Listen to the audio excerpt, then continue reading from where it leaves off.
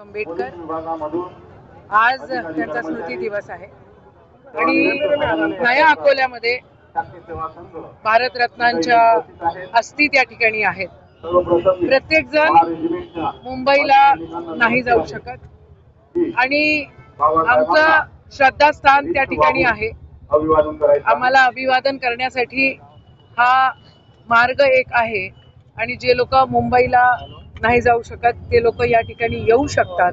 त्याच्यासाठी एक अटाटोप आहे आणि या ठिकाणी दरवर्षीप्रमाणे यावर्षी देखील आम्ही अभिवादन यात्रा काढलेली आहे आणि खऱ्या सच्च्या श्रद्धेची भावना त्या ठिकाणी आम्ही व्यक्त करतो. एक शेवटचा प्रश्न, मेळघाटमध्ये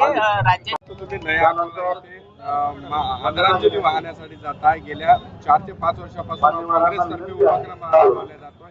यावर्षी प्रमुख उपस्थितीमध्ये हा कार्यक्रम पार पडतो. बघा, मी स्वतःला धन्य समजतो की आज भारतरत्न बाबासाहेब आंबेडकरांच्या महापरिनिर्वाण दिनानिमित्त नया अकोला इथे होत असलेल्या कार्यक्रमामध्ये मला उपस्थित राहण्याची संधी मिळाली. आयोजकांनी मला कार्यक्रमाबद्दल माहिती दिली आणि बाबासाहेबांबद्दल होत असलेल्या कार्यक्रमामध्ये मी समजतो की हा अत्यंत महत्वाचा दिवस आमच्याकरता आहे.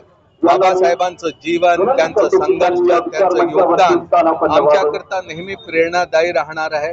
त्यांनी दिलेली घटना आमच्याकरता रक्ताचं शेवटचा थेंब असेपर्यंत आम्ही त्या राज्यघटनेला कसं सुरक्षित ठेवता येईल त्या दृष्टिकोनातून प्रयत्न करू.